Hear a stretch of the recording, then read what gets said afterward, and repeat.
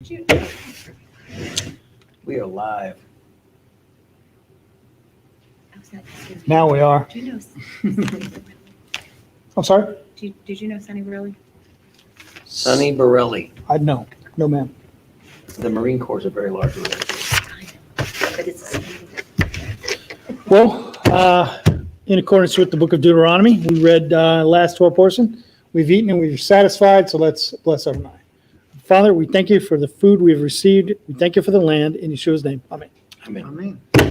This week's Torah portion is Shophtim. What is the singular word for judge? How do you say judge?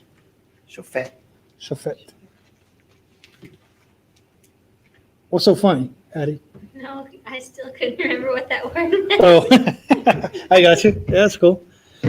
We had an Arab called Safat. There's one of the Arabic word for that. Shaphat, yeah. Shofet. It's interesting. Shofet.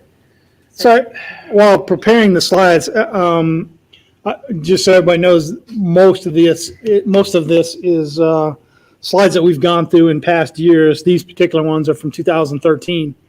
So there's a couple things in there that may seem dated as far as current timelines, but it's still pretty relevant. So I liked it. One of the things that I stumbled upon while studying and getting this stuff together was this is just a blurb from a longer document. This is not my work. This is somebody else's, and I don't get any kind of benefit other than spiritual out of it. So I wanted to read it. In the beginning here, it says in verse 20, a number of English versions translate the tzedek as justice. But the Stone Edition Chumash by Art Scroll translates it as righteousness. And so you ask what's the difference between righteousness and justice? The New Shorter Oxford Dictionary defines righteousness as the quality or state of being righteous, or uprightness, or rectitude, or virtue, or integrity. And it defines justice as judicial administration, or law, or equity, maintenance of legal, social, or moral principles by the exercise of authority or power, the assignment of deserved reward or punishment, giving of due deserts, the administration of law or legal process, judicial proceedings, the quality of being just, the principle of just dealing or conduct, integrity or impartial fairness, conformity of an action or a thing to moral right or reason, truth or fact. So this is the part that I liked a lot from this guy. Justice as a state of being, justice is a state of being right in a relationship between two human beings. While righteousness is the state of being in a right relationship between a human and Elohim. So another way to view that is that righteousness is the universal condition Adonai sets for man, and justice is a subset within that universe of righteousness. One is righteous in so many different ways, or one does righteously in many different ways, but doing justice to another human being is just a tiny portion of righteousness. So perhaps you could say righteousness is being like our Father, while justice is doing what he would do. So I prefer what the Chumash says, righteousness shall you pursue, so that you'll live and possess the land of Adonai your Elohim gives you. If the children of Israel did not go into the land with righteousness, they would not possess the land, and they would not be able to do justice to their fellow man. So I like that a lot, and I personally like righteousness over justice or something else. What verse is that? Verse 20. Mine doesn't say that. I know mine doesn't. What does it say? You shall follow what is altogether just, that you may live and inherit the land which the Lord your God has given you. So it translated altogether just. As justice. Well, or it's righteousness, Hebrew, righteousness. as it doubles the word for emphasis. Okay. Yeah, in Hebrew, yeah. And so- Tzedek. So tzedek. So that's what your translation didn't double the word. It said it added altogether to emphasize the word justice or righteousness. Yeah. Okay. Yeah, so in the ISR, it says, appoint judges and officers within your gates, which Adonai your Elohim has given you, and they shall judge the people with right ruling. Verse 20 says, follow righteousness, righteousness alone, so that you live and inherit the land which Adonai your Elohim is giving you. So they use both, use it twice. Righteousness, yeah. Some translations say justice, which we'll see here. How many mitzvot in this Torah portion? According to the Rambam, What prize do we get? I got another packet of pens, or I got a couple of Werthers out in my truck. Wow. This is a very hard one. Werthers. You just made it really hard to make a choice. I need pens. No. So how many? Take a guess. C 27. 27 is not one of the answers. Oh, Well, it is, but it's not C. okay, A 27. D 27. Don't want that one. Okay. B. Who says 31? He's trying to flip it in his. 47? paper. Got one for 47. 41? I'm gonna go with A. A 31. Okay. Your dad said B. So you say A, your dad says B. Let's see what it really is. It's not 27. She's probably right, because I know I'm not. Not 31. She's probably C. 41. Bing, bing, bing, bing. 41. Good job. Let's take a look at these 41. Appoint judges and officers of the court. Do not plant trees in the temple courtyard. Do not erect a pillar in a place of worship. Do not sacrifice an animal with a blemish upon the altar. Act in accordance with the verdict declared by the Levites and judge in the place in which the Almighty chooses. Be careful to do all of their instructions. Do not deviate from the decision of the Levites and the judge in office.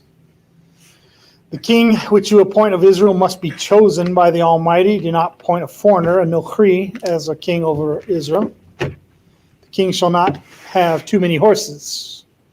Do not settle in the land of Egypt. On the not appointed foreigner as king, what do you think that, how would you translate that in the sense of modern times? Does it mean that the king would have to be born in Israel? I mean, there's a lot of Jews who are Jews who are Not born in not Israel. born in Israel. Can they go be the king? Could they be the king if they were? I would translate that one right there, that he must be from the tribe of David, and he must be in the land. David doesn't have a tribe. I'm sorry, No, Judah. I was gonna say, and also too, I mean David Judah. was not David's like Gotcha. tribe. a person. It could be. I mean, Could be. The scripture doesn't say he has to be But in the tribe line Judah. of David. In the line of David. But this is all pre-Davidic times, so. I'm saying, look, if Israel were to appoint a king now, would someone born in New York City, Named Applebaum. yeah, someone born in Latvia, named Schneerson? Okay, if, no, we ain't going there. I say he Which still one has to be when the you're voting? line of Judah. That's the question. He would have to be, if it's today, he'd have to be the line of David in the tribe of Judah. So now they say all Jews, no matter what, are from Judah anyway, right? They all lump them all together as Jews, You mean all tribes? All tribes.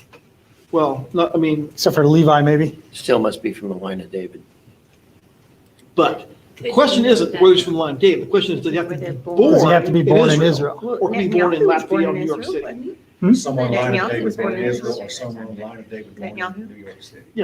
Let's say he's the line of David born in New York City. Can he be king of Israel? I don't know Israeli law, so I don't know. If his last name is Soros. Well, according to this commandment, He's born in Hungary. No. talking Yeah, about according to this commandment. yes, he'd have to be born in the land of Israel. Is he a foreigner if he's from the tribe of Judah? I'm just thinking this is complicated You by. keep changing the parameters No, on. well, no, I'm just saying it's complicated by the diaspora, right? True. Yeah, for real. But you're Because a talking about foreigner is today. saying- I would say this means don't appoint, someone from, let's say, Egypt to be the king of Israel. Even if he's Jewish. Well, I'm saying don't appoint an Egyptian to be the king of Israel. Well, I totally agree. But it's crazy with Israel because they were scattered throughout the world. Yeah. So those that came back, because they followed the ordinance of the Lord and they came back. Those that wanted to love their money stayed away. I wouldn't want them king.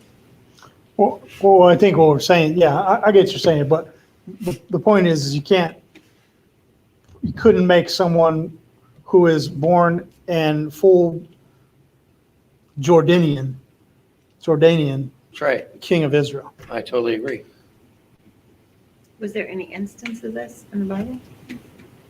Well, Herod, Agrippa, that line of kings was not truly Israel. He was an Idumean who was a forced convert. Wasn't he also Jewish also? Well, he was That's a debatable. convert, Kind of. supposedly.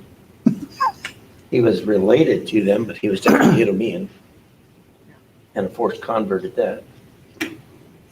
Anyway, All right, the king shall not have too many wives. What's too many? One. The king shall not have too much gold and silver. so the line of kings dies, and that king then. Yeah, all right. When did it ever work out? The king shall write a separate Sefer Torah for himself. Levi may not take a share of Eretz Israel.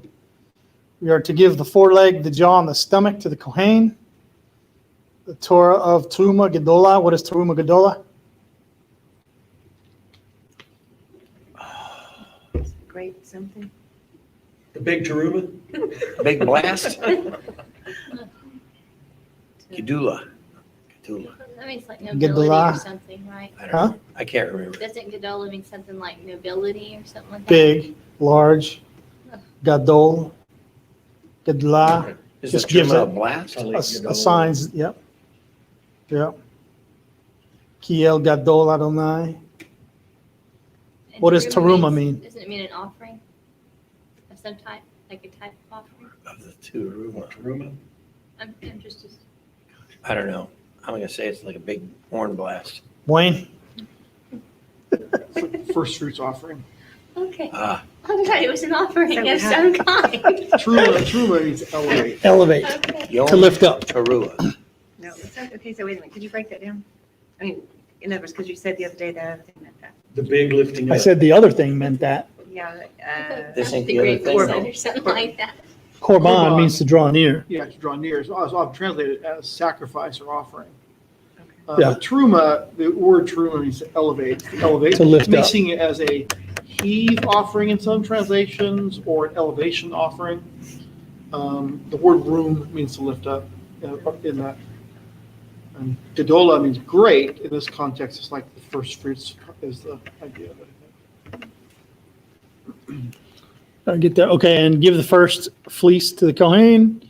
When a Levite moves to a place chosen by the Almighty, he is to minister and eat as equal with the Levites already there. Do not practice kasem, which is divination.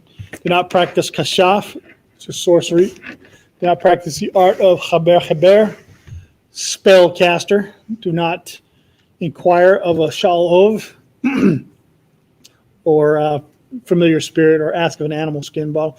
Do not inquire of the Yidoni, which is a wizard or somebody like that. Do not seek information from the Darashmut, which is the necromancer. Heed the prophets who speak in the name of the Almighty.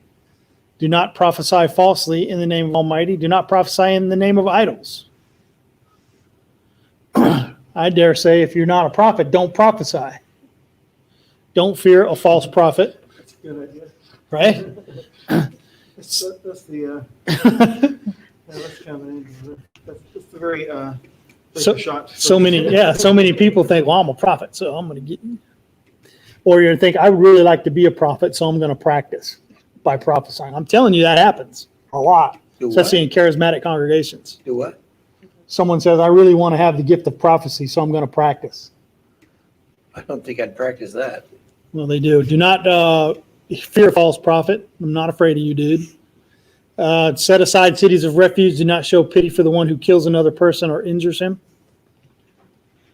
Do not move your neighbor's landmark. Do not make any ruling based on the testimony of only one witness. Good job to the kiddos on picking that up. You sitting right there. The big smile on her face. The little smile. Punish a false witness as he had plotted to do to the accused. I wish we could do that. Boy, if they would do that today. Oh, man, I would love it. You wouldn't have attorneys shopping around. They would be very careful what they took on. Oh, man, would they ever? Yeah, because they should be I held don't know. accountable. You definitely, I mean, this is like, if the attorney is defending his client, it seems like he wouldn't, to make a defense of it would not bring a false witness, even if even if the client was guilty, right? I mean, it seems like this is directed at causing someone to testify falsely. It would be bringing before the court a meaningless charge. Maybe not For meaningless. somebody who falsely a minute accuses somebody, charge. Okay. Hey. yeah. So be on the side of the Not worth prosecutor. this. Mhm. Yeah. Cohen shall speak and encourage soldiers before a battle during time of war. We have chaplains that continue to do that today. Do not be frightened by the enemy in time of war. In the Torah of non-obligatory war. What's a non-obligatory war? Or you don't have to have. But we're having it anyway. Huh? But we're going to have it anyway. What is it? Well, I was thinking of the ones where you're supposed to send peace emissaries before you attack, and then if they agree, then there's no war. Yeah. But they are your servants from now. I think okay. Oh, yeah. And also, don't we think that it's not one of the nations Adonai told us to go to war with, but Right. all of a sudden we're in war with them. Yeah. Torah of the seven nations, do not destroy fruit trees in time of siege. Good job, kiddos, on that one.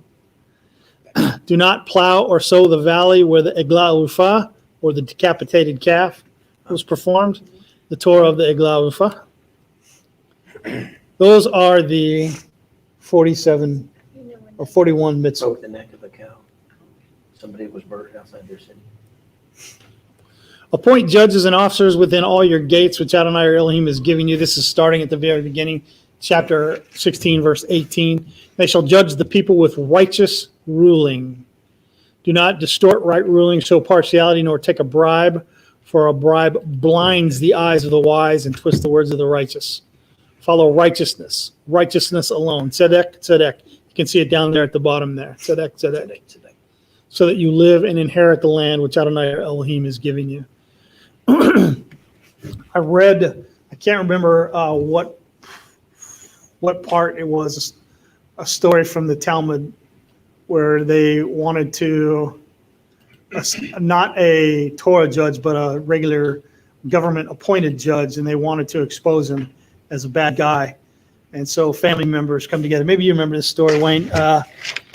And they come and say, hey, I want to sue my brother. It's a girl. I want to sue my brother. First, she gives him the judge a gift, a nice gold lamp. And then a week later, she brings charges against her brother saying, I should inherit half of my father's estate because he died and my brother got it all. And because of that, he brings all the parties in, and the judge says, yep, she gets half. But of course the brother says, now wait a second here. That's not how we do it as Jews. If there is a living son, the daughter gets nothing. It goes to the son. And then the judge said something like, well, there's a new law, a new rule happening, and they do get to inherit. They inherit equally as sons do. Well, then later on, the son comes back and gives the judge a prize piece of livestock, a donkey, worth a lot of money. And he called the trial back together and says, hey, I judged incorrectly. According to the Jewish law, he was right. This is the guy who gets, women do not inherit the same as the men do if there's a son. And then the woman comes up and says, no, wait a second. What about this? I gave you this lamp and you said that I inherit the same as he did. And then the judge replied, a donkey came and kicked over that lamp. I'm sorry, that's funny. All right. Interesting story. Thank you. Tzedek is repeated for emphasis. Justice, or righteousness. The Aramaic Targum expands on it to read truth, or honesty, truth. The righteous will judge justly. The implication is, of course, that if Israel's judges do not follow tzedek, Israel will not live and inherit the land given by Adonai. They have to have that honesty, that righteousness about them. Isaiah 32:17 from ISR says, the work of righteousness, which is Zedekiah, shall be peace, and the service of righteousness, Zedekiah, will be rest and safety forever. Have you noticed that today in Israel, it's not a very righteous place to live in? I don't know. Well, my point being is some of the rainbow side of things over there is worse than it is here. And where I'm going with that is I'm not trying to condemn anybody or anything on that. I believe that because the Lord brought them back to the land, it's because it's His timing and His deal. They're not there because of their righteousness at all. Yeah, well, yeah, that's right. They never were. Yeah. Do not do so. Part 2. Do not plant for yourself any tree as an Asherah near the altar of Adonai. Do not set up a pillar or a matzavah, which Adonai your Elohim hates, and you shall break down their altars, smash their pillars, and burn their Asherim with fire, and you shall cut down the carved images of their mighty ones, and destroy the name out of that place. Do not do so to Adonai your Elohim. Remember, we read that in Torah portion before now, either last week or the week before. No Asherah trees, no pillar. These are the key points here. Yaakov set up several pillars to Adonai. And there's proof of one, Genesis or Bereshit 28:18. Yaakov rose early in the morning and took the stone that he had put under his head and set it up as a matzavah and poured oil on its top. So why no pillars now? Maybe because their pillars were to other gods. Didn't say that he carved on it or anything. And he didn't set it up for a place to worship. Correct me if I'm wrong, the fact that they use the term matzavah means it's a worship place. Really? Sounds like it'd be the same idea, same word used both places, so. Pouring Then I oil know. on it is anointing it from Jacob's. Anointing it. So, I know he anointed it, but I thought it was like in consecration for, this is the Lord's. Yeah, that's what you do to a matzavah, true place to God. I see it a little differently, but Yeah, okay. before you ever use it. Well, maybe this was a one-time deal, There were several times. I think in He every did place. several places. but at in that every time, there place was it's no called commandments to give it. Isn't it? well, Maybe. I don't know, maybe there isn't. I think there's other words used for pillar. Yeah, there's other words, but I mean, every time he did it. Well, yes, I think that's, I think that's right. in, at least Jacob, I can't remember if the same word used for others, but probably is. I mean, it's a difficult question is why is it okay for Jacob to do it and nobody, and not now? I mean, you could look at it and say, well, because the Torah wasn't given? I would say it's not really the case of the Torah not being given, but it's the Exodus happening and the tabernacle being done. Same idea of, no longer, because there's a commandment that says no longer make your own worship. And in last week's, it's Every place I put my name now, yeah. later, it's, I now put my name in one Place, yeah. And this is, because it was Leviticus 17, it talked about don't build any altars. Essentially, it's not the word used, but I translated it in my head as backyard altars, because it can be used for sarters or goat demons. And it was being used by Israel for those backyard altars were being used as goat demons. So they said Demons? goat demons, yeah. Setar. Sarters, yeah. So don't build an altar to goat demons. And that was in Leviticus. This is of course in Devarim, but talking perhaps similar kind of concept. Don't do this, because who was doing it then? It was only the patriarchs, right? You don't see average people building those kind of things. Average Yosef. So you could say that, it's during arguably pre-tabernacle versus this is a place where I set my name, Yeah. tabernacle, versus previous to that there wasn't a tabernacle. Because God had not placed his name in a certain position, in a Right. certain place. I know that within traditional Judaism, they would look at it as somewhat difficult to say something like that. Once upon a time, Yah loved this and honored it, but now it's being used for idolatry, so it's been banned. That's what's eating Rashi over it. Yeah. Although it was clear to him in the days of the patriarchs, now he hates it, Yeah. since people made it a statute for idolatry. That could be the same reasoning for the copper snake. Yes. Because it became an Object of object of worship. Yeah, exactly. Yeah. Of idolatry. Kind of like maybe the Christian cross now. Could be. Do not, okay, what else? Somebody said, again, right there? No, I was just agreeing. So like so much else in Canaanite religion, the name and worship of Asherah were borrowed from Assyria. She was the wife of the war god Assir, whose name was identified with the city of Asher, with the result that he became the national god of Assyria. Since Asirtu was merely the feminine form of Assir, the superintendent or leader, it is probable that it was originally an epithet of Ishtar or Ashtoreth of Nineveh. Which country is that nowadays? Nineveh, Assyria, Well, Nowadays. Iraq, yeah.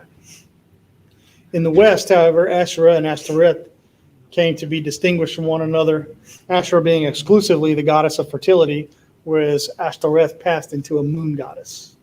And Asherah is a consort of Baal and known as Venus to the Romans and Diana to the Greeks.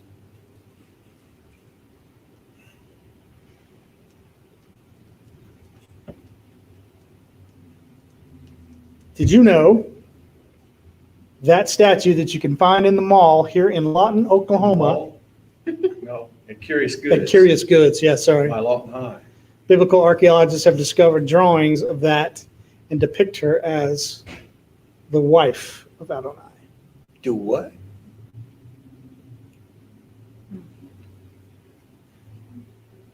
That is idolatry, my friends. I could see that. You can buy it. If Jim's seen that statue, I haven't seen it, but you can buy that statue here in Lawton, Oklahoma. Are you They get- serious? You've seen that, the same statuette of Yeah, more than that, they got a lot of different little shelf-top idols. And I don't know if you know what Curious Goods is. I do. Okay. I don't. And different I've things, never been in it, but I know different what it things is. to cast spells with and all that. Don't go there. I did go there because I was looking for, I was looking for some kind of an herb that I was told makes a good tea, and they have a lot of herbs and stuff in there for their spells. So I found what I wanted, bought it, walked out.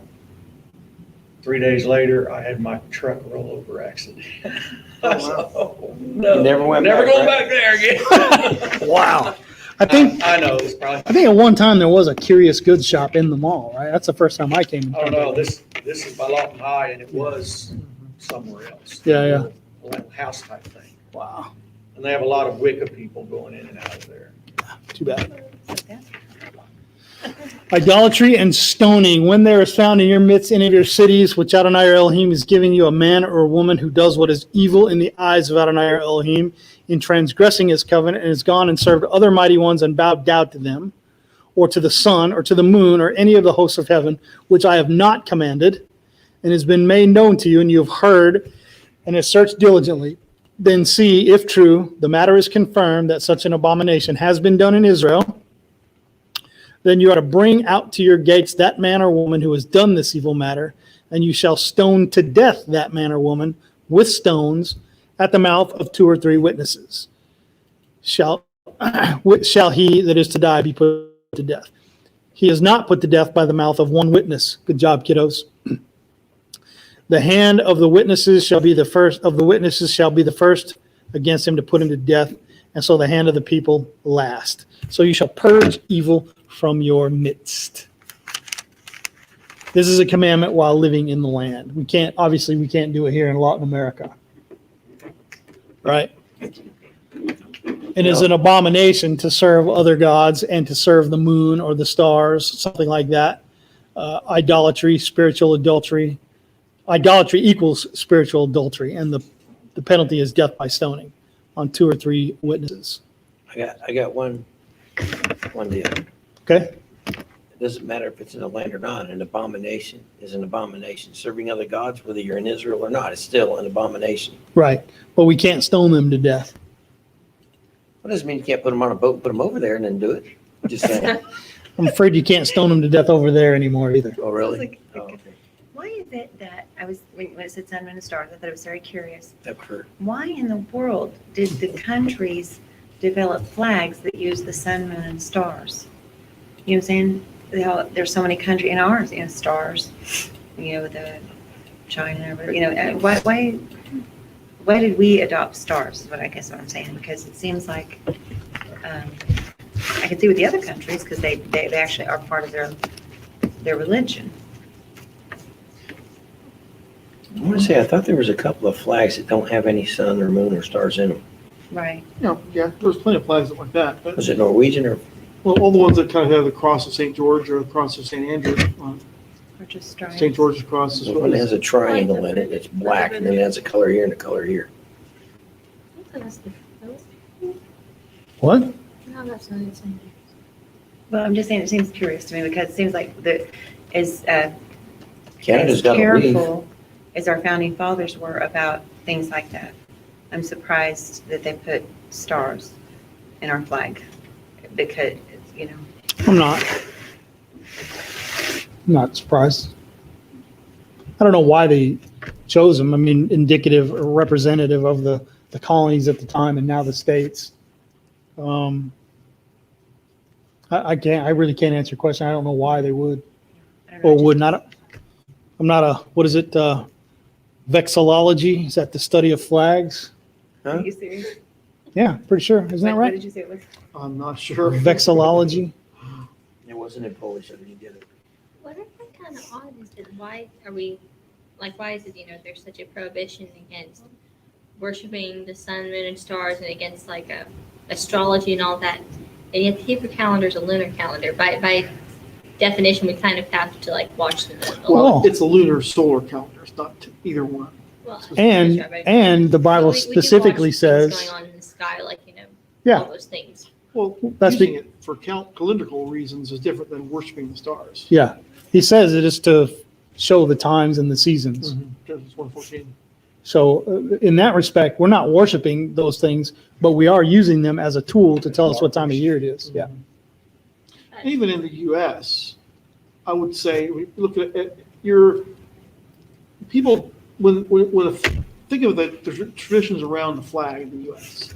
Do you bow down to the stars, to the Star-Spangled Banner? Nope. Some people take a knee. See, that's what's wrong. Right? Yeah, They're there you specifically go. doing what they're not allowed to do, right? Yeah, 'Cause otherwise, you stand up out of respect, not bow down to it. And I think you'll find Good job, Jim. the symbology on our flag. Any You'll better. probably find, if you did some research, that a good deal of our founding fathers and the signers of the Declaration of Independence would have all been Freemasons. That's Yeah. what I was thinking. Well, that's what I was Say worried it about. out loud. Freemasons. Freemasonry. Yeah. I'm not saying that. Man's always been enamored with the above, no matter where you are on earth. Yeah, sure. Some were enamored with below, got in trouble. So let's read Yochanan chapter 8, verses 1 through 20, real quick. You can't come to a Bible study without opening your Bible. Mine's that. Yochanan chapter 8, verses 1 through 20. I'll start by reading about 5 verses and then somebody take over. Okay. Yochanan chapter 8, verses 1 through 20. And Yeshua went to the Mount of Olives. And at dawn he came again into the set-apart place, and all the people concerning were coming to him, and having sat down, he was teaching them. And the scribes and the Pharisees brought to him a woman caught in adultery. And having set her in the midst, they said to him, Teacher, this woman was caught in the act of adultery. And in the Torah Moshe commanded us that such should be stoned. What then do you say? This, they said, Testament. They might have something of which to accuse him. But Yeshua stooped down, wrote on the ground with his finger, as though he did not hear. So when they continued asking him, he raised himself up and said to them, "He who is without sin among you, let him throw a stone at her first." And again, he stooped down and wrote on the ground. And those who heard it, being convicted by their conscience, went out one by one, being with the oldest, even to the last. And Yeshua was left alone, and the woman standing in the midst.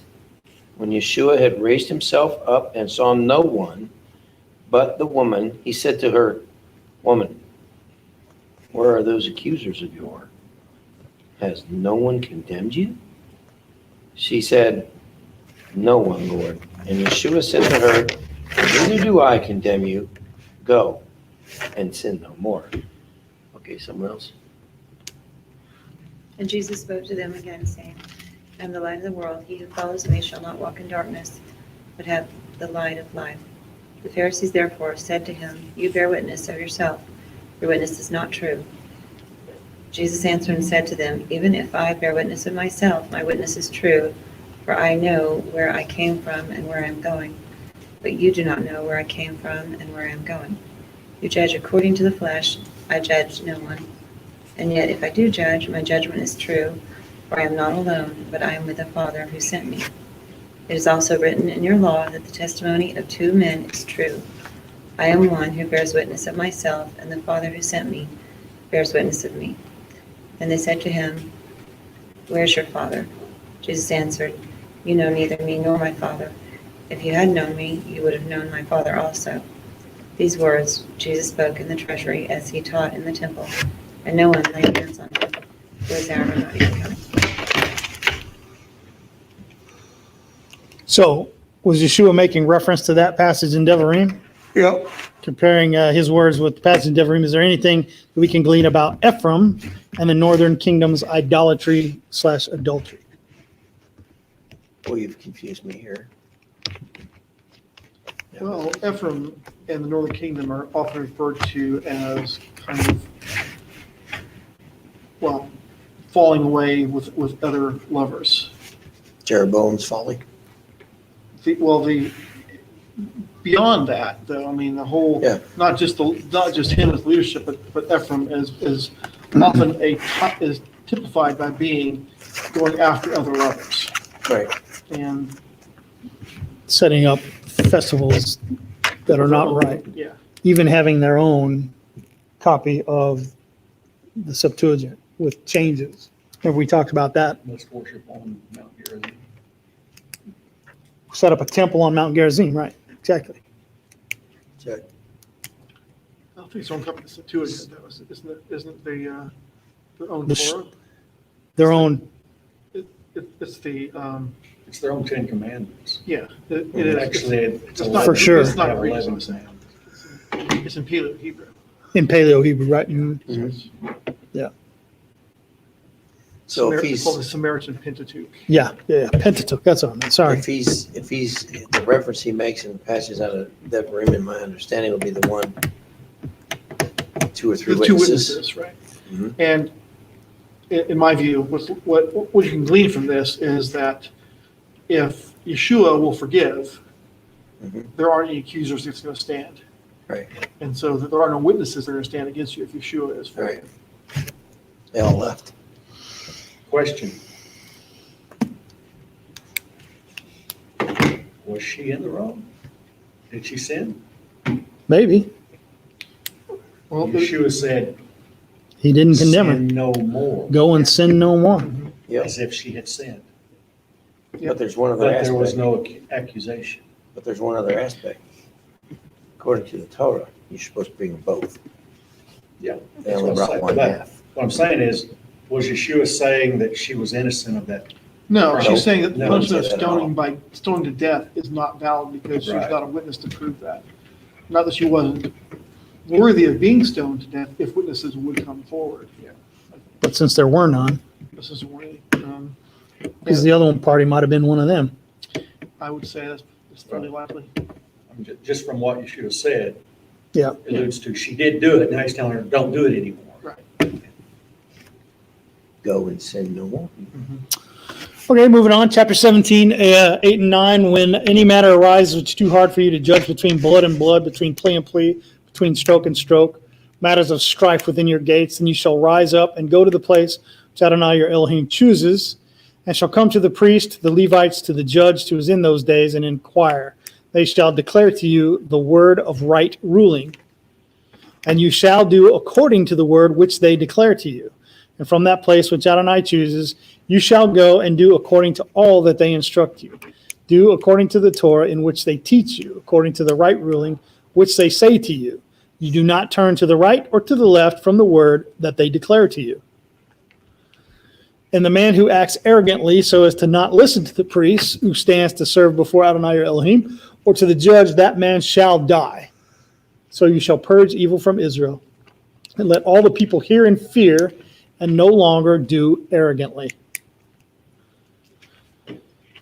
Do not deviate. It says this, so. This passage does this passage mean that believers in Yeshua must adhere to the rulings of rabbinic Judaism? No, Well, why not? Because the it's not necessarily rabbinic Torah. Judaism set themselves up as judges. Well, that's what I was going to ask, is what do you do when judges become perverted and become corrupt? You Is there expose them by giving them gifts. And Donkeys that kick them in the tail. Well, I mean, like that would be our situation presently, is that we're captive by corrupt judges. This is the only judge we have. well, In a larger sense, most Jews do not listen to or adhere to the rulings of rabbinic Judaism either. right. A great many of them don't believe in they're atheists. Yeah. Jewish in tradition only. Or shrimp is kosher. Yeah. As long as you got your speckle clipped and you eat holy during the high holy days, you're good to go, right? As long as you attend service on Passover. Oh yeah, and pay your Passover, Hanukkah. Pay your money. right. Synagogue shekel. No, but I think that there's a time element involved in the passage we read, that they're doing tzedek. I mean, I know we can think about the obvious thing would be to think about, when Caiaphas and Ananias were judging Yeshua, were they judging justly? Yeah, I can say no. yeah. Remember we went through his trial last week, right? Trial. Yeshua. Yeah. If these accusations, if these guys were true, if Matthew Henry's commentary is true, did Yeshua deserve to die by stoning? Or if what Martin Luther said was true, did he deserve to die by stoning, is what we went through. According to all they instruct you, traditionally the Great Sanhedrin consisted of 70 members plus the high priest for a total of 71. The Sanhedrin condemned Yeshua. Were they judging justly, and should we affirm their ruling? No. That's the short answer, right?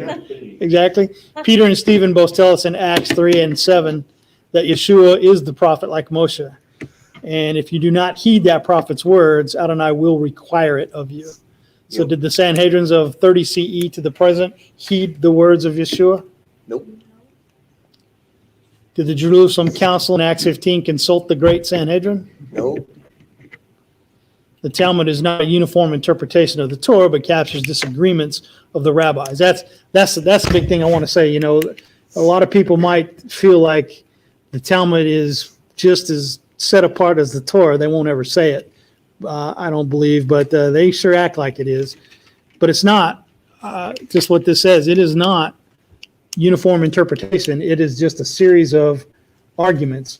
Rabbi Shmuckatelli doesn't agree with Rabbi other guy. Mhm. Right? That's basically what it So what is. are you going to believe when there's a controversy?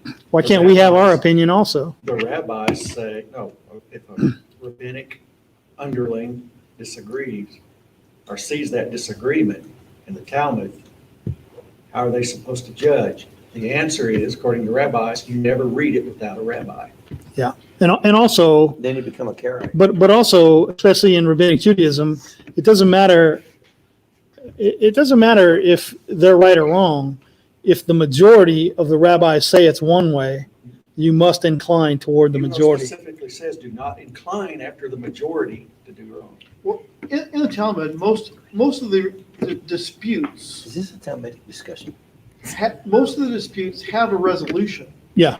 A determination was made. At the end of all the Yeah. argument, there's a determination made. Not everybody in the argument would agree with that. But all sides are making the argument, are making rabbinic arguments. Yep. So it's just like, so the interpretation, the majority opinion is typically the one that is held as that. But Talmud, even now, I would say that is not the governing document within traditional Judaism. It is the Shulchan Aruch, the set table, is the coalescence of the interpretations into a, I guess you could say it be a theology or a way of doing it. Now, not everybody even agrees with that per se, but I mean there's different versions of the Shulchan Aruch for Ashkenazi and Sephardic Judaism. So the traditions within those are different, but that's the arguments in the Talmud are captured in things like Shulchan Aruch. Yeah.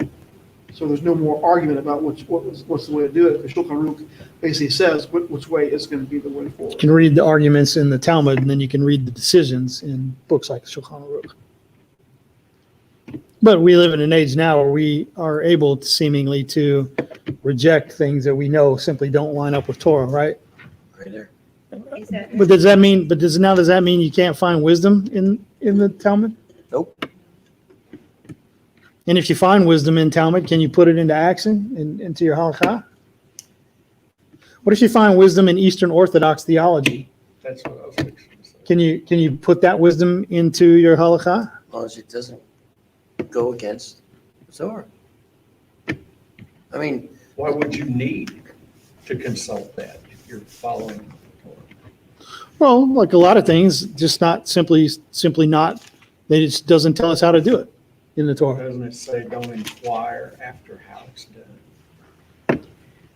Eastern Orthodox is a form of Christianity, Well, I consider that idol. really. Go ahead. What do you got? Well, that's the argument that she was making is that don't consult idolaters. Yeah, it's a good argument Point too. taken. Don't learn their ways. But the why is there a document known as the Mishnah?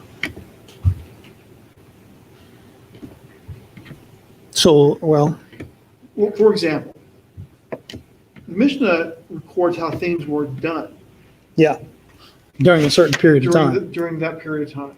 I mean, can you tell from the Torah what the service looked like in the temple? Somewhat. Highlights, maybe. You don't Parts. see the nitty-gritty details of how it was done. No. You see what the commandments are. Yep. But the Mishnah tells you how it was carried out.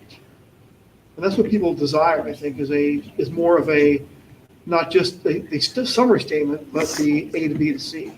And that's why I think the Mishnah records what was done. Not necessarily saying the Mishnah is the way it has to be done, but it tells you in details of how, where exactly, the priest kept this or whatever, how they did the ritual cleansing. It tells you how to do that. So it's kind of more of a, an instruction guide or so. Kind of gives you a way to do it, right? Well, it takes the guesswork out of how to do it in terms of what was done in the first century of the Common Era. So None of those procedures is disputed in any other old writings. I don't know. One says, oh, they did it this way. The other says, They did it this way. No, even in the Mishnah, there are perhaps some disputes because it's based, I mean, people say things in the Mishnah of different ways that their rabbi saw doing it. So there are disputes in the Mishnah as well. For example, there are cultural differences in different places just in a Passover Seder. Like we do things here in the U.S. Let's say Ashkenazi family in Chicago will do things just a little bit different than somebody in Yemen or somebody in South Africa or maybe someone in Well, Spain the Yemenites have really their own traditions that are different than Ashkenazi or Sephardi. Right. So I kind of see it as, when you think about how the arguments and the disputes, I think, are based on different memories of how things were done. I mean, this is just my speculation here, but it's kind of like remembering back, and the Mishnah was written between 200 and 500. A lot of the things in it are based on, first century and even earlier than that things. But we have families telling stories at Thanksgiving, about something that happened even 40 years ago. Does everybody in the family remember it the same way? Yeah, right. No, Exactly. We argue about it, They right? don't. That's not what happened. Sometimes it gets very, very Uh-huh. argumentative. That's kind of what You you see can sometimes. remember That's exactly right. opposite. And sometimes fisticuffs. Yeah. So it's that. And like, for example, we can take a look at Jewish historian Josephus and compare what he wrote to what some of the church fathers wrote to get what really happened. That's what we're saying. But isn't that kind of the beauty of the Torah?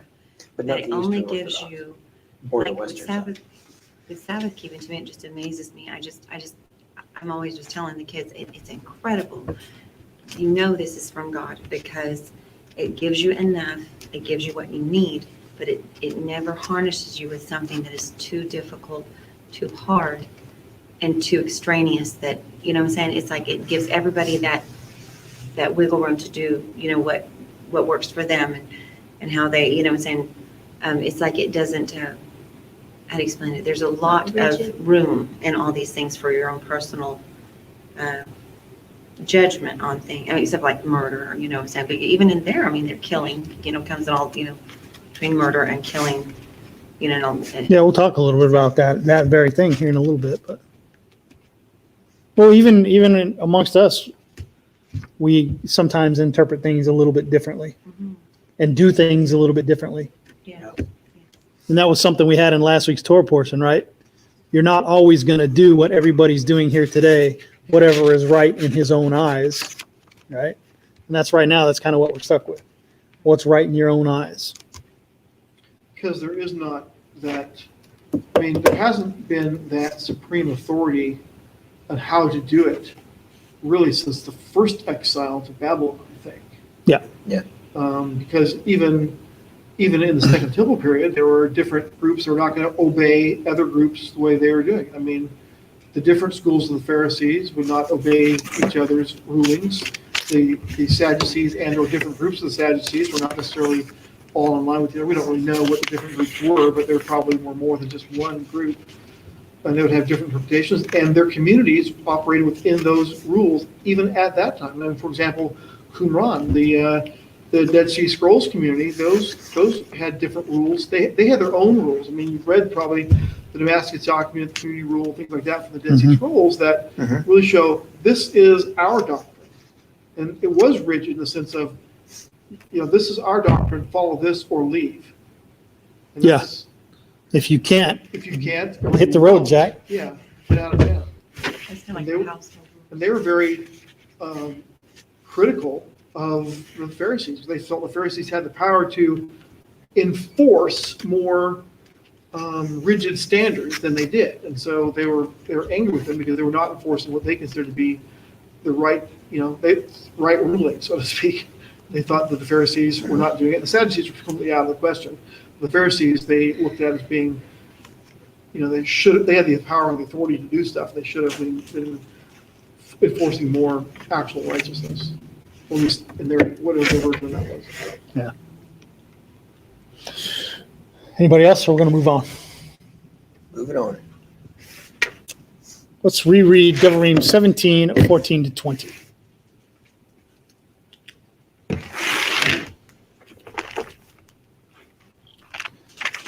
Devarim 17, 14 to 20. Sounds like this.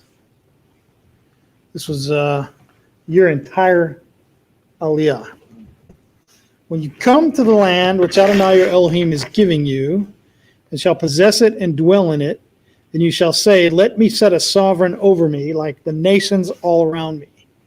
You shall certainly set a sovereign over you, whom Adonai your Elohim shall choose. Set a sovereign over you from among your brothers. You are not allowed to set a foreigner over you who is not your brother.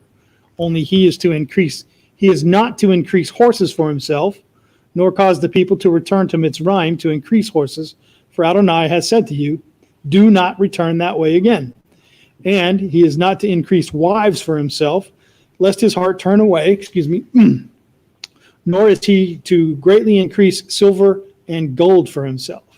And it shall be when he sits on the throne of his reign that he shall write for himself a copy of this Torah in a book from the one before the priests and the Levites, and it shall be with him, and he shall read it all the days of his life, so that he learns to fear Adonai his Elohim and guard all the words of this Torah and these laws to do them, so that his heart is not lifted up above his brothers, and so as to not turn aside from the command right or left, so that he prolongs his days in his reign, and he and his children in the midst of Israel. Israel was designed for Adonai to be king over Israel. And the prophecy by Moshe, Israel will ask for a king. And they did. According to the Talmud, Sanhedrin 20b, Israel had 3 commandments once established in Israel. 3 commandments: request a king, eliminate the seed of Amalek, and build the temple. That's according to the Talmud. 1 out of 3. Yeah, right? 1 out of 3, exactly right. When Israel chooses a king, it must be the king Adonai chooses. The king is not to multiply horses or wives. King must write 2 copies of the Torah in order to read it every day, to keep it and learn it. Did it say 2 copies? I didn't see 2. I thought it was 1 copy. The second copy is what reads. So, Well, it just means other than the one that the scribes are yeah. dictating to. I don't know why it says it like that. Yeah, I think it's just. A second copy. That's a lot of writing. Yeah, it is. Maybe it says that because it's trying to allude to Deuteronomy as the second code. Second. Could be. It's possible. I think it is widely accepted that it was the entire 5 books of Moshe. For the king's copy. So the idea is the king, it says on the slide, so the king reads it daily and learns to keep it. If he's writing it, he's reading it. And remains humble. Did that always happen? Shoot, has it ever happened? No. No, but Even they did David, multiply even horses and Solomon. wives Especially Shlomo HaMelech, right? and gold. So he did the 3 he's not supposed to do. Probably didn't do the And 1 he was horses. supposed to do. He had a lot of stables. Horses, wives. And wives. Abominations of the Gentiles. When you come into the land which Adonai your Elohim is giving you, do not learn according to the abominations of the Gentiles. Let no one be found among you who makes his son or daughter pass through the fire, or one who practices divination, or a user of magic, or one who interprets omens, or a sorcerer, or one who conjures spells, or a medium, consulter with familiar spirits, or a spiritist, one who calls up the dead. For whoever does these are an abomination to Adonai, and because of these abominations, Adonai, your Elohim, drives them out from before you. So let's talk about that for just a little bit.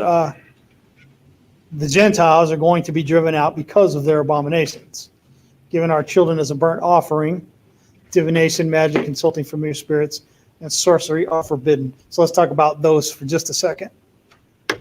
Divination, let's talk about magic. Let's talk about that. What about a magician? David Copperfield. Is he doing the wrong thing? Stone him. He's doing tricks. Pulling a rabbit out of a hat, right? Is that the same thing we're talking about here?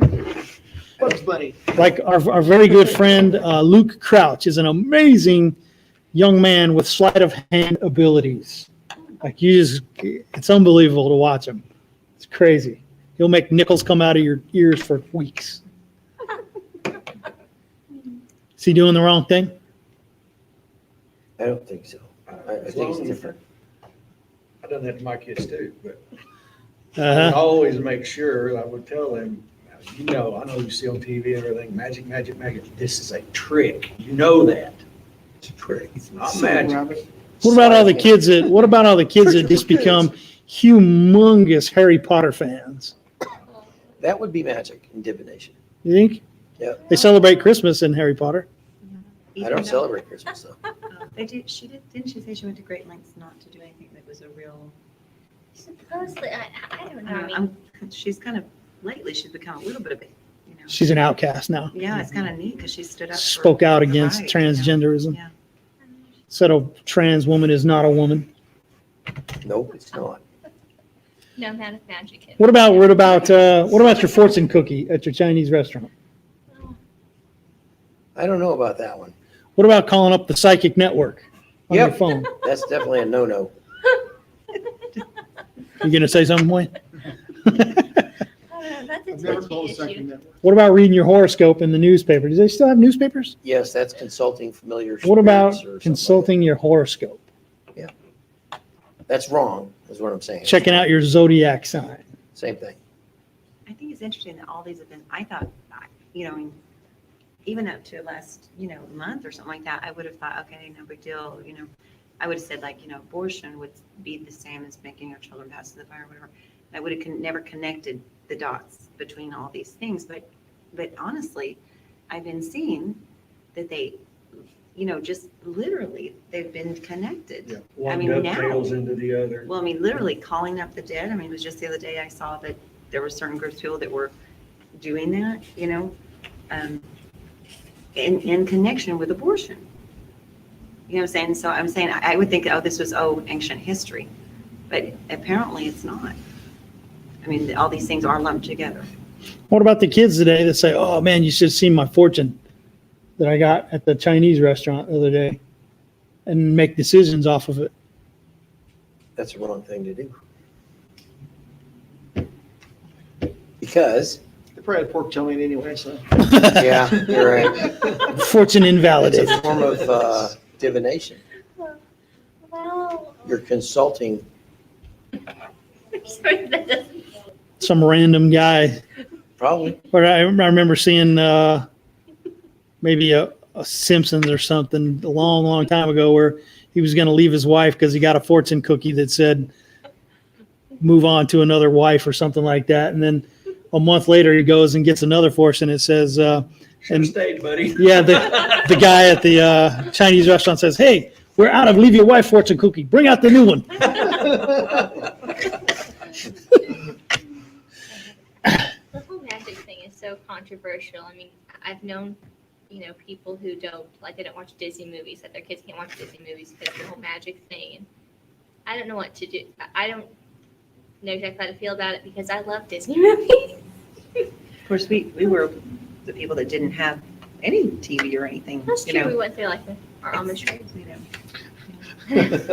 I wish I was Amish, except for the religious We were part. messy I'm Amish. still Amish. It's Me just too. that, Messy You have to Amish. grow beards. Y'all were messy Amish. that's what they call I us in think I town, would messy have Amish. been Take had that. it right. Had it right. Oh. Well, I don't know. It's like had a right or So one- like had a right. one thing I'd like to point out for this, because it is mentioned in the Torah, divination, magic, consulting familiar spirits, sorcery, because it's mentioned, you better believe that those things are real. It's just that we're not supposed to participate in them. I don't believe for any you really reason. know they're real. But Well, it is. Even if they're not real, Yeah, still don't do it. and you're putting all of your faith into it as if it were real, Oof. you're kind of worshiping that. Like, what about crystals? Yeah. Say What again? about crystals? Crystals. They put them in Chakra radios. crystals. In the old radios, you had a crystal in a radio. That's what you had to make. So therefore, radios are divination. Yes, they I did are. not say They that. created just the did. sound out of nothing. No, Maybe I they are didn't say that either. worthy You're of consulting the crystals for your information. No, it was a That's what I heard. technological that did a physical thing with the Well, I'm crystal. talking about the Shirley MacLaine kind of temple, crystals. The what? Shirley MacLaine, she's Oh, she's probably before your time, no, she's not before my time. She's whacked out. but she was big. She went down to Peru and did something Yeah, yeah. really weird. Chakra crystals. Yeah, she's crazy. Divination in the book of Acts. Once when we were going to a place when a minion gathered, we were met by a slave girl who had in her snake a snake spirit. Most translations, spirit of divination, Aramaic is ketzma, soothsaying, that enabled her to predict the future. She earned a lot of money for her owners by telling fortunes. This girl followed behind Shaul. The rest of us kept screaming, "These men are servants of God, Ha-Elyon. They're telling you how to be saved." She kept this up day after day until Shaul, greatly disturbed, turned and said to the spirit, "In the name of Yeshua the Messiah, I order you to come out of her." And the spirit did come out that very moment. But when her owners saw that what had come out was any further prospect of profit for them, they seized Shaul and Silas and dragged them to the market square to face authorities. Bringing them to the judges, they said, "These men are causing a lot of trouble in our city since they are Jews. What they are doing is advocating customs that are against the law for us to accept or practice since we are Romans." Perhaps a similar argument is made by the Colossians against the Torah observant believers. What they're doing is advocating customs that are against the law for us to accept or practice since we're Greeks. That's a big deal, right? The argument most Christians make against Messianics. Yeah, 20 to 21 there. But So Christians call themselves Greeks now? Well, same thing. The thing would be, we don't keep kosher. We're Greeks, or we're Americans. We're Christians. We don't need to keep kosher. Same argument. yes, so, and I might have. Oh man, I bet I didn't include it. Yes, Dane Kapler. I did put it in. Maybe you put it in. Yeah. So when reading the book of Colossians, it's important to notice the pronouns and consider the players. The words I, me, we, us, and our refers to the Jews. The pronouns you and your revert to converts from Greece into the Christian sect of Judaism. They and them are unredeemed, for which the Colossians are probably Greeks. All right? Consider Rav Shaul never visited Colossae. He, in his letter to them, was not based on people he knew or experiences he had among people.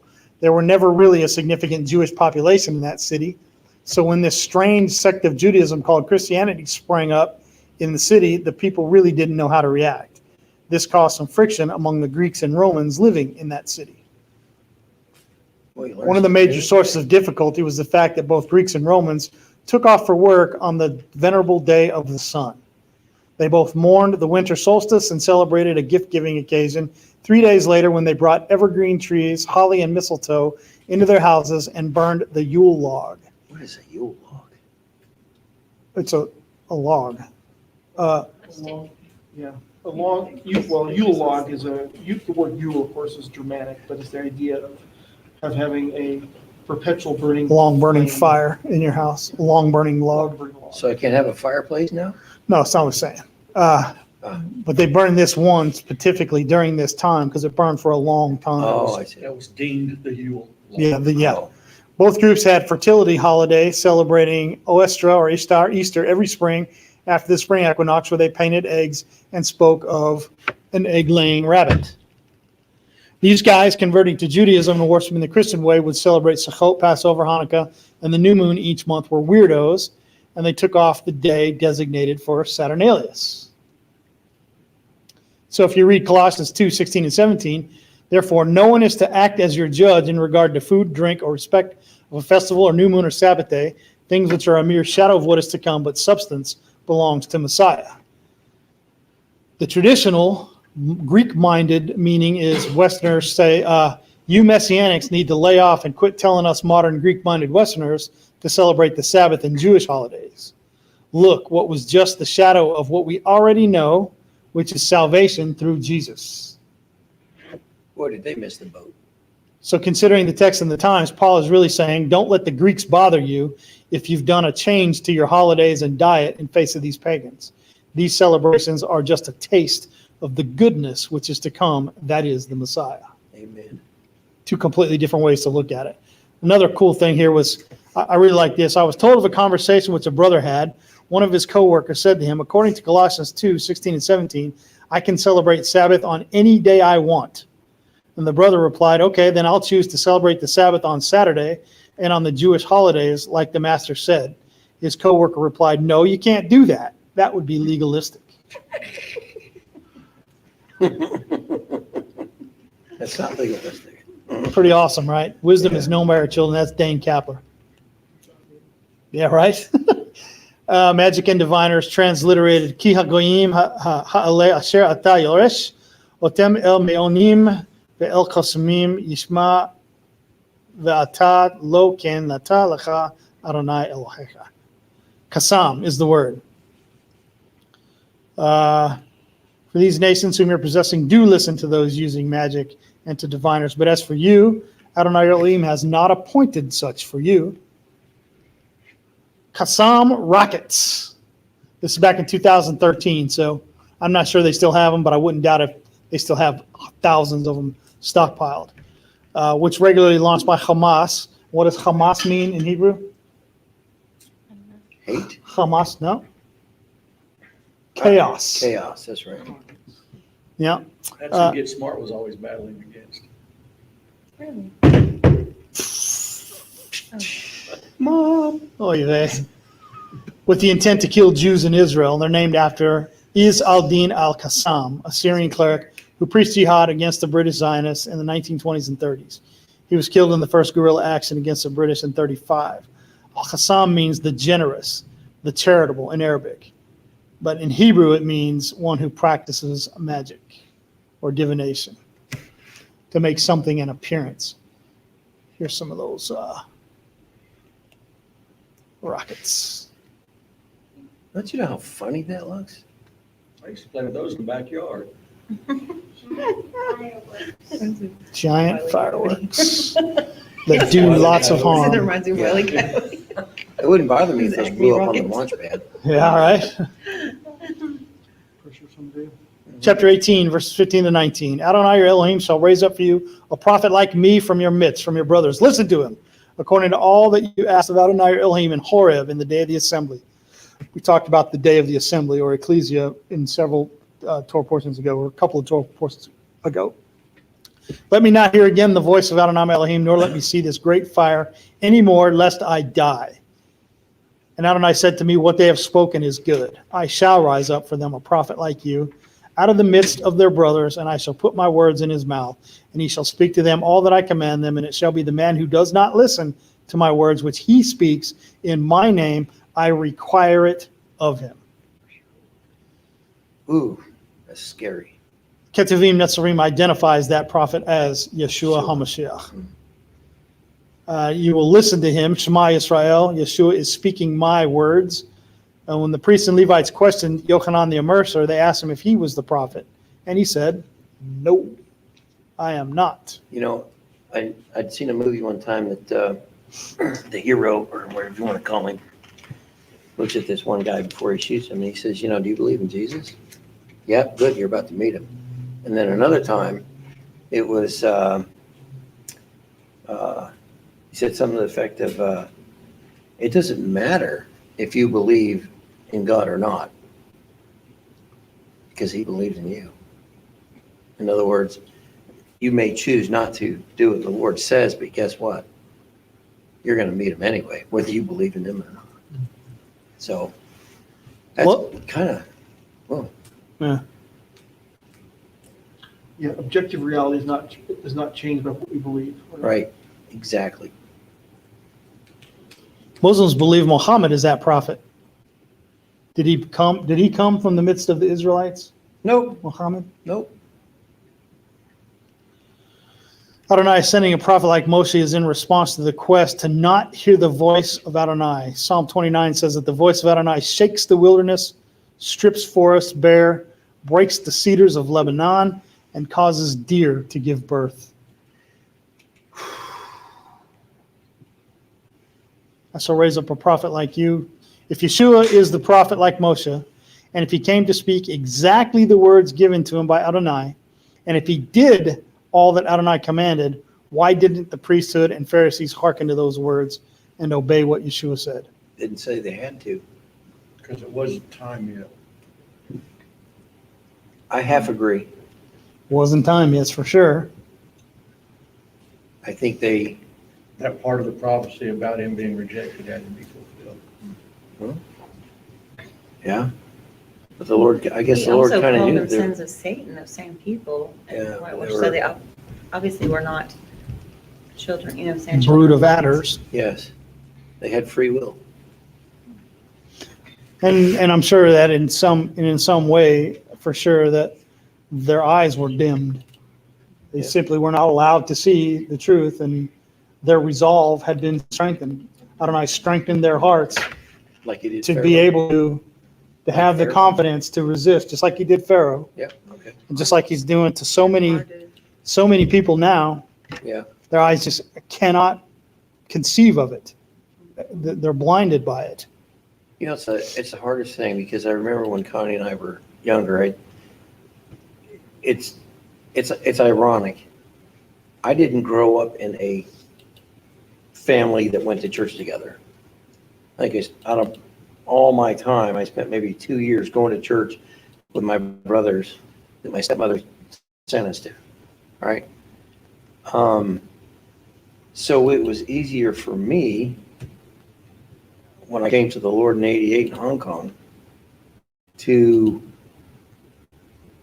search for the truth than it was for some people. And I don't say this in a bad light. I mean, because a lot of people that I have met who have been believers since they were knee-high to grasshopper grew up in families with generations of aunts and uncles who served in the faith, either missionaries or pastors or whatever, still follow that same path. Now, I'm not saying they're right. I'm just saying is they're so tunnel focused and they're not afraid. They've been told you shouldn't change from this path because if you do, you'll go to hell. Right? And there are people that are so stuck on everything that they've been taught throughout that generations, they don't want to change. How hard is it for them? What I find interesting is that you came to Adonai in Hong Kong. Well, So I remember doing some terrible things in Well, Hong Kong. He has to get you in a bad place to get your attention. I was in And a Hong very Kong bad is a place. bad place. I was in a very bad place. Life was not. That is looking like amazing. It was going. Yeah. Anyway, I will require it of him. I will call him to account or exact it of him. The word there is edrosh, which the root is dorash, which is to seek or inquire. Remember, we draft things out. We're having a midrash right now, right? It's going to call it out. It's going to happen. The word can also carry the meaning of require or call to account, as in Bereshit 9:4-6. But do not eat flesh with its blood, with its lifeblood. But only your blood for your lives. I require it from the hand of every beast. I require edrosh from the hand of man, from the hand of every man's brother. I require it, the life of man. Whoever sheds man's blood, by man his blood is shed. For the image of Elohim, he made man. Any questions about that? Edrosh. Oh, wait, yes, I did have a question on that. I'm so sorry. Is that the one that talks about the innocent blood? What's exactly? Well, it's, and the man who does not listen to my words, or listens to the words of the prophet like Moshe, Oh, okay. I will require it of him. Okay, yeah, that's a different person. How to tell a false prophet. When you say in your heart, how do we know the word which Adonai has not spoken? When the prophet speaks in the name of Adonai and the word is not or comes not, that the word Adonai has not spoken. The prophet has spoken presumptuously. Do not be afraid of him. You know, it's kind of funny because Wayne Davis was very big on this. He said, a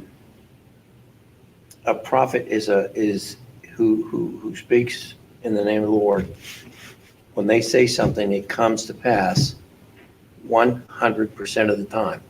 Not 99, not 95, not 80, not 50, not 40, but 100% of the time. So if somebody prophesies in the name of the Lord and it does not come to pass, he is not a prophet of God, What period. if it comes to pass 300 years later? Or like the Well, slide is. Or again, like- Have all of Moshe's prophecies come true? How do we know Moses is not a But- false but- prophet? But that's the other thing he would say, because prophecy comes that there is a near term and a far term. And what he said was, how did they know that that prophecy was going to come true of what he said? Because there was a near term that came to pass with it. So you knew the far term also was going to come to pass, even though it may not And be in there's your lifetime. something to be said about the reputation of the person saying it too. It seems in modern times, though, most prophets set a date on something to happen. Isn't that ridiculous? And And it seemed like back then, most prophets were beat up or severely abused. That was the other thing he mentioned. Being a prophet was not necessarily a very Prophets, Jerusalem. Yeah, and so good life. I mean, I was in a congregation here in Lawton, Grace Fellowship, in fact, and they really, that was a big thing for them, that everyone received the gift of prophecy. And like I was telling you, there were people who said, well, I want to be a prophet, so I'm going to practice. And they would get up during church services at Grace Fellowship and start just blabbering stuff to people there attending services. And in one case, I remember thinking about this one particular guy. I still see him around town sometimes. I know him pretty well. And he started saying something, and everything he would say would be so ridiculously general about their life and what is happening, like things like, the Lord knows you're going through something right now, and he wants you to know he's not done with you yet. You know, He's just practicing. he was just practicing. And then when he finished with that guy, he said, I remember him looking around going, let me see. Looking around for somebody You else haven't I hit in a to while. say something else to. And then what got me is somebody that I respected pretty well. Later on, I was fishing with him several weeks later, and he come up and he said, what's that prophet from Comanche's name? Because this guy's from Comanche, Oklahoma. He says, that little prophet from Comanche. I'm like, that dude is not a prophet. What is wrong with you? Man, yeah, I'm serious.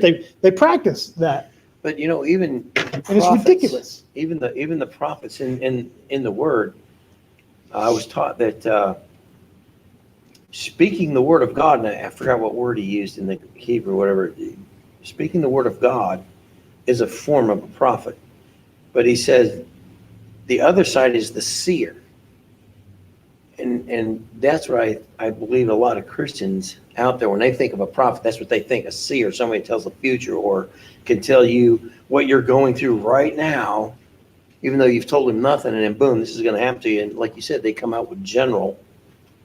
Ridiculousness. I Yeah. think it's interesting that it says don't fear him, because I remember when I was little, I was terrified of when we go to churches, where there was a lot of that going on and stuff.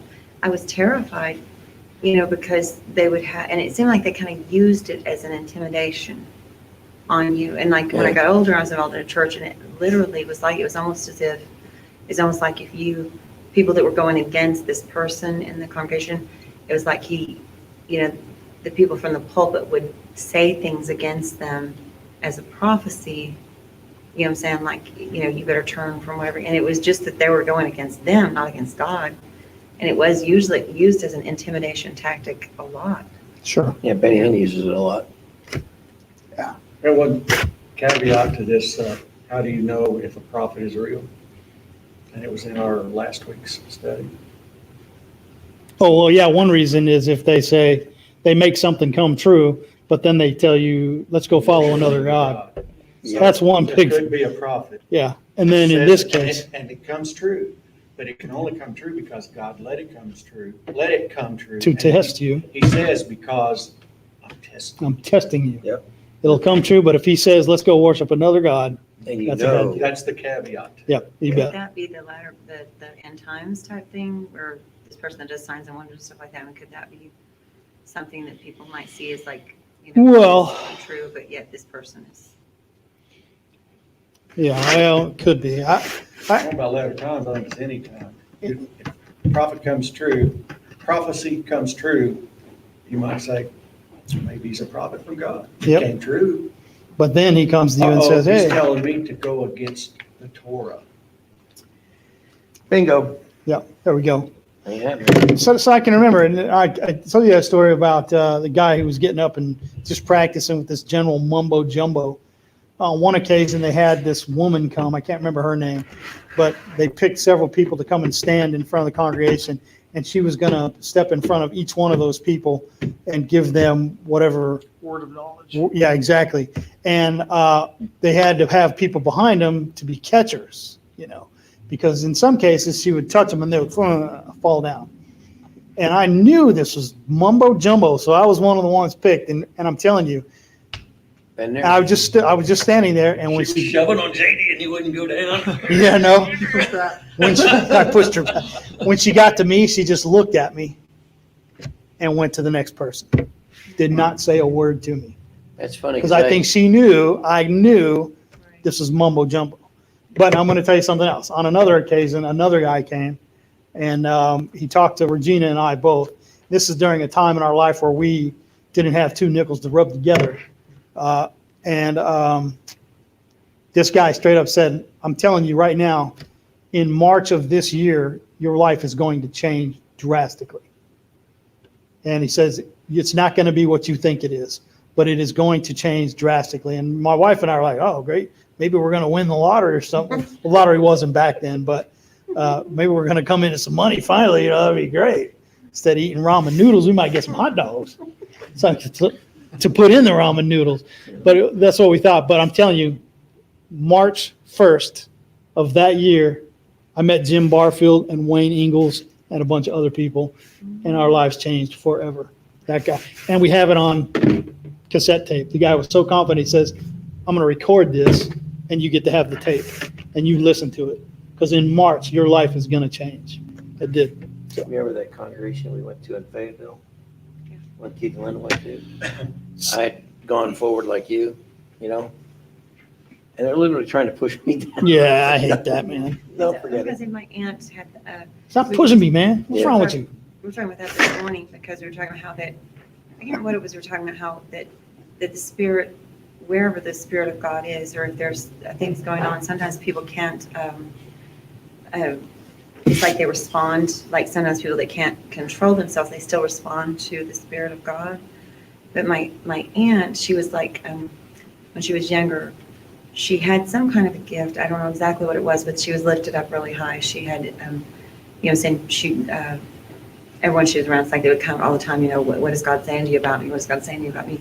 But she really went down a terrible road in her life and became, she just really went south in her personal life. And it was so sad because I used to think she was crazy because anytime we'd all get together as a family, and when my family got together, we sang, and so when they'd start singing songs and things like that, or if somebody start praying, she would just start, like prophesying or start speaking in tongues, something like that. And it was so strange because it's like she couldn't control it, and then she would kind of like run out or whatever, and then she'd be out smoking on the porch or whatever. And it was like, as a child, I was just like, yeah, this is so, it was almost like she couldn't control, but I don't know, me and the kids were talking about that this morning because because I think that can happen sometimes where people actually do have some kind of a, gift or something like that, but it doesn't mean they're righteous, what I'm saying, or whatever. Yeah, I got you.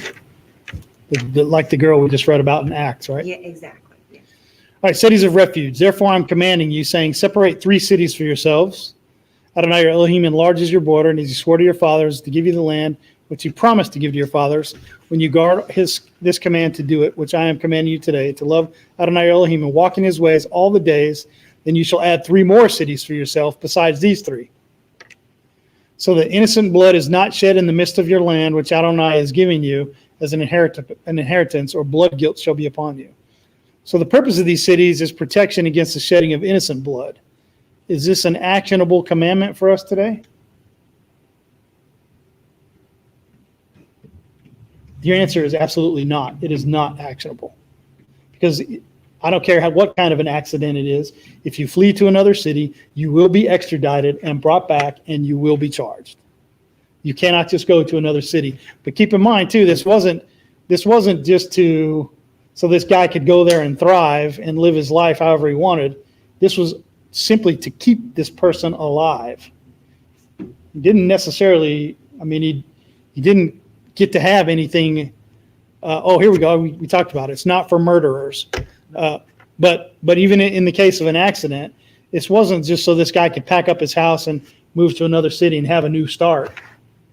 He was literally fleeing for his life. And that was it. He was a prisoner of the city. That's exactly right. A prisoner of the city. He's under city arrest. Right?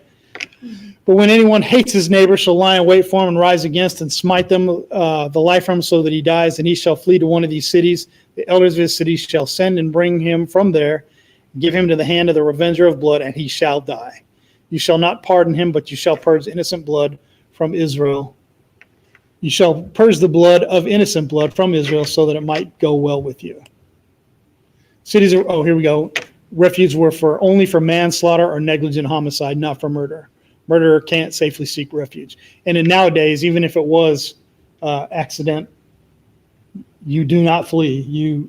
They are going to face charges no matter what. Yeah, because manslaughter definitely, there's a guy in the prison congregation that's 20-year sentence for manslaughter. Yeah. Yep. The cities of, okay, we already talked about that. 2 or 3 witnesses establish truth. A false witness shall have done to him what he thought to do to his brother. False witnesses accusing of murder bears the penalty for murder. Man, I wish that were the case today. I really wish we had that in our justice system here in the United States. You falsely accuse someone and we prove it, you get the punishment that they were about to get because of your false accusation. Never be carried out. In fact, you can perjure yourself on the witness stand today in court and nothing will happen to you. They do not. That's something they don't. You know that. They don't enforce it. Don't they? I mean, doesn't there have a punishment for At a that? certain level. Yeah, if it makes the right person mad, Yeah. that's when it'll be enforced. Wow. You can get in there and lie in your testimony. Well, wait a minute, you just said this. Which is it? Well, I might have misspoke. No, dude, you straight up lied. That person is not charged with perjury. I temporarily misremembered that. Pull Hillary Clinton. Oh, yeah. Yeah. You lied. What about I'm not, this doesn't go against anybody. I'm talking about sometimes a young lady gets herself into some trouble and to save face with her dad accuses her boyfriend of rape. That boy goes to prison for it. Well, the act doesn't even have to have happened. Exactly. It could just be accused of it. That's what, I know it sounds crazy, but I taught my daughters to, in the Bible it says to cry out, if you're out in the field or for women. I think it's very important to teach, for women, to just scream, cry, say That's that you're if you're not in- guilty. But so, If you're in the city. right, yeah. But In the on the other country, it hand- doesn't require that because really who's going to hear it? Exactly. But on the other hand, I also teach them, in other words, it's so, what I'm saying, if you're in a very, as women, you've got to be very careful what you say and what you accuse people or what you, imply. Boys too. Imply, Yeah. Scream loudly, but while pressing the pepper spray. Mm-hmm. Or pulling the trigger. Let's read Deuteronomy 20:5-9.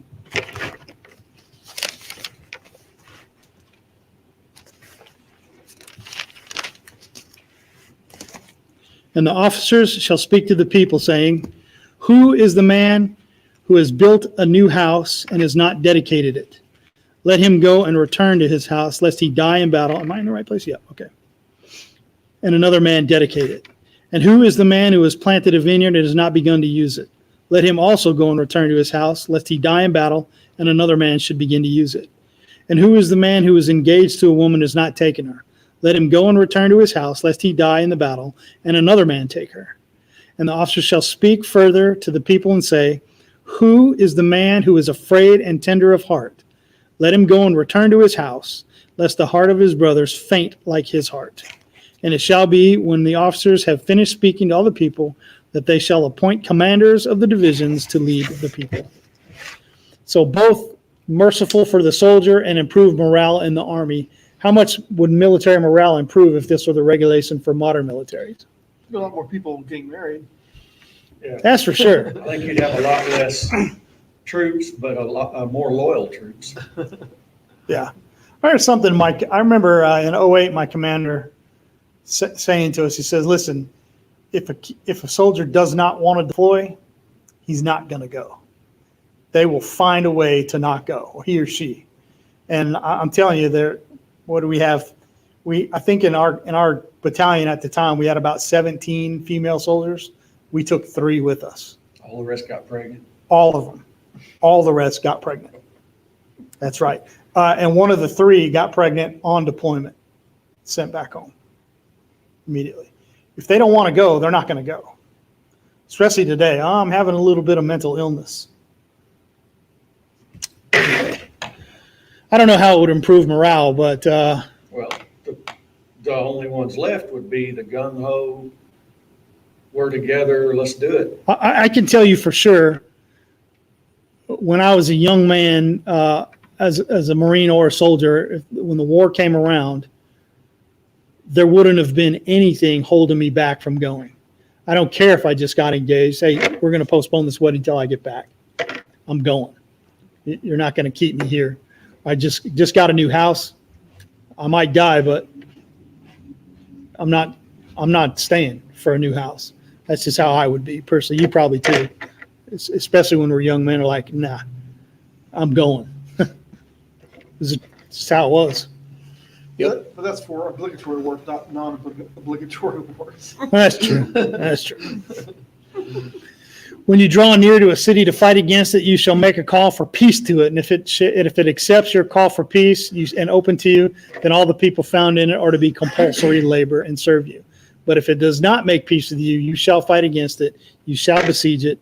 And Adonai your name shall give it into your hands, and you shall smite every male in it with the edge of the sword. Halakha for war. Only the women and the little ones and the livestock that is in the city is spoil. You take as plunder for yourself, and you shall eat the enemy's plunder, which Adonai your Elohim gives you. Do so to all the cities which are very far from you, which are not the cities of these nations. Well, that can't be, if God is love. Well, I think a lot of this, I mean, this was actually carried out in a short time. I mean, when Israel went into the land and conquered Jericho and things, they ate the produce of the land without actually growing it themselves. They ate the plunder of the land.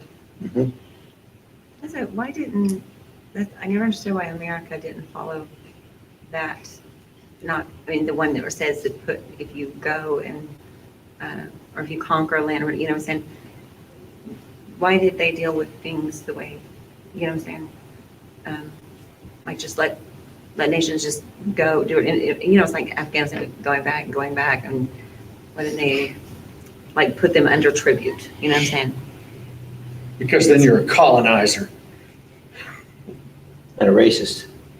Well, if you ask any of the soldiers over there fighting, we're like, why don't we just take care of business, and now this is our land? That's what I mean. That's what we always say, but Why we can't didn't do that. America do that? It's not good Through politically. history, not politically, but through history, that's the only way to actually keep a halfway peaceful Well, place. yeah, well, when you're over there, that's what you're thinking. Man, we can take care of this so easily right now. Why are we not allowed to? So, anyway. Because of leaders. With regard to which enemies fall into this rule, there's a disagreement among the sages. Rashi and Ravad, this applies only to optional wars against enemies other than the 7 Canaanite nations. Rambam and Ramban interpret that all nations had to be given the opportunity to make peace, even the Canaanites. Yep, they're wrong there. I don't see that part. Unless they were making false gestures of peace just to suck them in and then destroy them, so they wouldn't have to fight a battle. and it's called tekiah in Islam. No need for unnecessary collateral damage to fruit trees.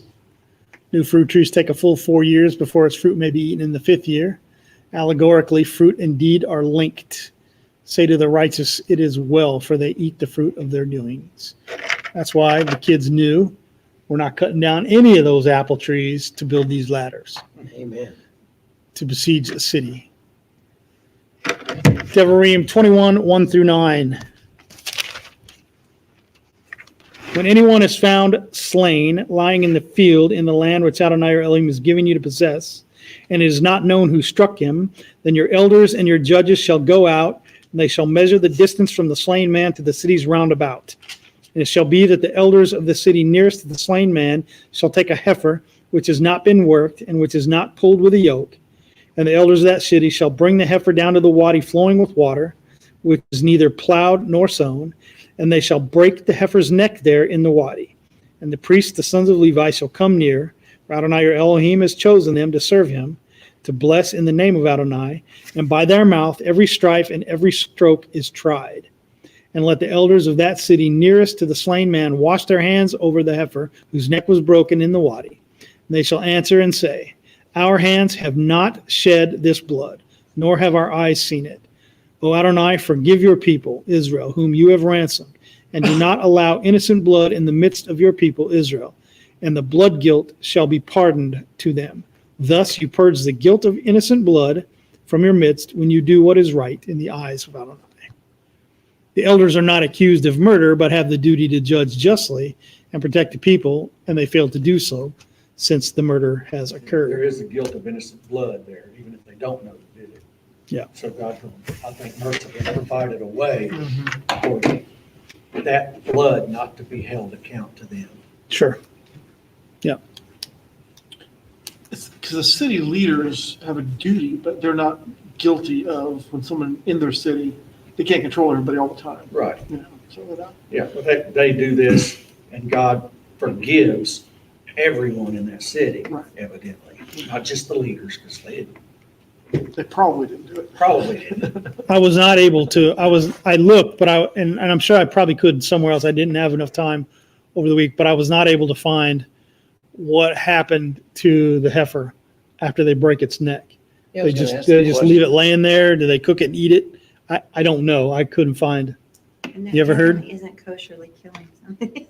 I never heard what they do with Is it after that. Taken for a burnt sacrifice? I after that? simply couldn't find. I couldn't find anything about it. Is that- But I did look. Is that a messianic type thing? I mean, No. I mean, in other words, like innocent blood. In other words, that God will provide an atonement for your people. Hmm. Um, Well, what his word does. we didn't shed the blood of the heifer. We just broke its Just neck. broke your neck. Well, I meant where he says, okay. I wrote that I out. don't know. But I couldn't find what happened to it. I just want, yeah, have you ever Oh, he heard? says, provide No. atonement, O Lord, for your people. It might be that it wasn't done enough to make any, and this is sort of this could be interpreted as a warning to the rulers of the city to not let these things happen in your city, but Yeah. I've not really read where, what was done to it. Wouldn't, if the neck was broken, it wouldn't be something you could bring to the Yeah, you couldn't. altar Yeah, Right. right. Or eat. or eat. Yep. Because it didn't drain the blood. Next Torah portion, any questions? Kitetse, when you go out, look, they're already taking notes.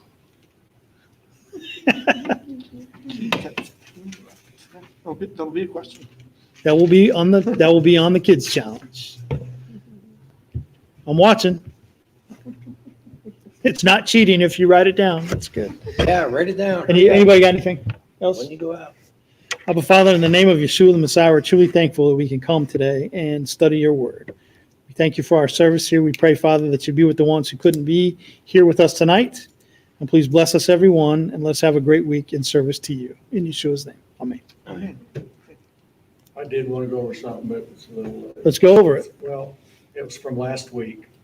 The sacrifice for Pesach Oh, that bull thing. Oh, man, I Yeah, forgot to look into It that. says, well, the first one in Egypt Yeah. says specifically, A lamb from the goats or the sheep. Or, the ones after that, how long after that till they did another Pesach? There was, First one where they left Egypt. they did the second Passover was year one of the exile. Year one of Exodus, they did that Passover then. the first Seder. That was the first one in Egypt. They did Passover, when they left, and then 1 year later. same Okay. year. Okay, But nothing beyond that till, till they entered the land. yes, things like. Yeah. things like- Okay. I guess this was when they were landing, right? What we- Had to have been. Last week. It says then, to take the sacrifice from the flock or the herd. Or the herd. Okay, so, Well, because it's goats, you can do goats at Passover. Well, that's what we thought too. But one version that we had here, and I looked up in Strong's cheat sheet out. That word herd right there, and everywhere else where it says flock and herd. The word herd. it's talking about oxen. And it's, in Strong's, it's the word Bagar, Bagar with the long days. Bagar, Bagar. Bagar. And it specifically says cow, bull, everything it named was bovine. Yeah. And not And not sheep or goats. Because I always thought a flock of And the- sheep and a herd of goats. No. That's what I goat. always took it. Yeah. If you look up in Google, You what is giggle? a bunch of sheep called? A flock. It says flock. What is a bunch of goats called? A tribe. Oh. I don't know if that, Well, because I didn't either. Yeah. But herds exist also. And they don't like sheep. So I'm still a question on that. Could it later, you could use that when you're at rest in the land? I don't know. I'll grab that. So, anyhow, So that's what I didn't want to I wait. forgot to look that up, man. I'm sorry. So you're saying the herd is bigger? That's what Strong says. Everything bovine. Cow, ox, Miniature cow. uh, Miniature cow. any bovine. Well, maybe they had large families and only one bovine would fit a large family. Well, they didn't, I never seen a sheep feed my whole family. yeah, but that was just for the first one. Oh, didn't mean you had more than that. Now you're at rest in the land. You got your home, your family, and everything. Now maybe you can celebrate by not just doing a sheep, but something from your herd. I don't know. I don't have any idea. It just hit me when I saw that. I'm just trying to give you a And then- possible The explanation. Strongs for that word in that verse and everywhere else it's used, flock and herd, is that word, and it specifically means for a bovine. I didn't know they even Do you had have the cows number, over the there. Strong's number? Yeah. Well, they must have red heifers. 1241. 1241. 41. It's a Q, it's a bakar. Yeah, Bakar. How did you pronounce that? Does that mean a long A sound for both those? Yes, Bay. bakar. Bakar. Bakar. Ba is a short sound, isn't it? Ba, Bay, it's not bay, no? bakar. Okay. I've never heard that word before. It's a Hebrew. What word? Yeah. There's a new word you don't know about? Oh, I don't know. I haven't heard any of them saying message. But I just throwing it back out there. I didn't really think. This More gonna, questions, no. I know. More questions, not answers.